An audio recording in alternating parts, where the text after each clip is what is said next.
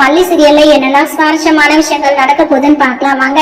விஜய் பாத்தீங்கன்னா ஒரு வழியா நம்ம மல்லியை ஹாஸ்பிட்டலுக்கு கூட்டிட்டு போயிட்டாங்க. அங்க பாத்தீங்கன்னா மல்லிக்கு நல்லபடியா ட்ரீட்மெண்ட் போயிட்டு இருக்குதுங்க. இன்னொரு பக்கம் வெண்பா விஜய் கூப்பிட்டு வச்சுட்டாடா, என்னாலதான் டேடா மல்லியம்மாவை கொலையை கொட்டிடுச்சு. ஏன்னா நான் தான் அந்த பூவை பறிக்க சொன்னேன். நான் பூ பறிக்கிறதுக்காக போனேன். ஆனா மல்லியம்மா வேணா உன் கையில முள்ளு பட்டுற நானே பறிச்சு தரேன்னு சொல்லிட்டு மல்லியம்மா போனாங்க. இல்லையாட்டி நான் தான் இப்ப பெட்ல அட்மிட் ஆயப்பா அப்படின்னு சொல்லிட்டு நம்ம வெண்பா சொல்றாங்க. விஜய் யோசிக்கிறாரு, என்னடா நம்ம வெண்பாவோட உயிரை காப்பாத்துறதுக்கு மல்லி அவரோட உயிரை பணைய வச்சிருக்காளே அப்படின்னு சொல்லிட்டு நம்ம விஜய் ரொம்பவே வருத்தப்படுறாருங்க. வெண்பா சொல்றாங்க, டாடா மல்லியம்மாவுக்காக கடவுள்கிட்ட ப்ரே பண்ணிக்கோங்க டாடா, மல்லியம்மாவிற்கு எந்த ஒரு ஆபத்தும் வரக்கூடாது. ஏன்னா எனக்காக தான் மல்லியம்மா இவ்வளவு கஷ்டப்படுறாங்க அப்படின்னு சொல்லிட்டு நம்ம வெண்பா பாத்தீங்கன்னா விஜய் கிட்ட எடுத்து சொல்றாங்க. விஜய் யோசிக்கிறாங்க, ஏன்னா வெண்பா என்னோட உயிரை தெரிஞ்சுக்கிட்டு தான் மல்லி அவளோட உயிரை பணைய வச்சிருக்கா. வெண்பா எனக்கு எவ்வளவு முக்கியம்னு சொல்லிட்டு மல்லிக்கு நல்லாவே தெரியும் அப்படின்னு சொல்லிட்டு மல்லிக்காக நம்ம விஜய் பாத்தீங்கன்னா கடவுள்கிட்ட வேண்டிக்கிறாங்க.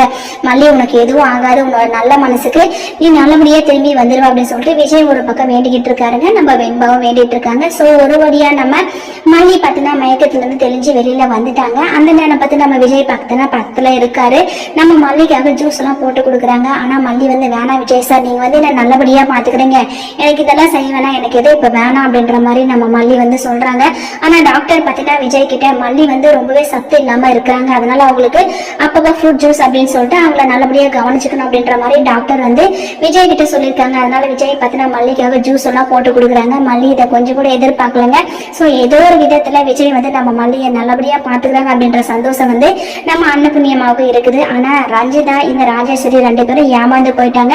இப்ப ரஞ்சிதா அதை பார்க்கும்போதெல்லாம் ரொம்பவே டென்ஷனா இருக்காங்க. ஏன்னா எப்படியாவது இந்த மல்லியை விட்டு துரத்திட்டு நம்மள விஜய் மாமாவுக்கு ராஜிமா கல்யாணம் பண்ணி வைப்பாங்கன்னு சொல்லிட்டு நினைச்சா அந்த மல்லி என்னன்னா மாமாவோட மடியில படுத்துட்டு ஜாலியா என்ஜாய் பண்ணிட்டு இருக்கா.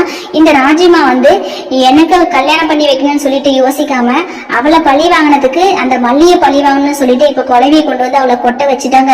இப்ப கதையே வேற மாதிரி மாறி போயிடுச்சு. இதுக்கப்புறம் ராஜிமாவை நம்பி எந்த ஒரு பிரயோஜனமும் இல்லை அப்படின்னு சொல்லிட்டு இந்த ரஞ்சிதா நல்லாவே தெரிஞ்சுக்கிட்டாங்க. சோ இதுக்கப்புறம் நம்ம ரஞ்சிதா பாத்தீங்கன்னா வேற முடிவெடுக்க போறாங்க. ஏன்னா ராஜேஸ்வரியே எதிர்த்து பேச ஆரம்பிக்க போறாங்க.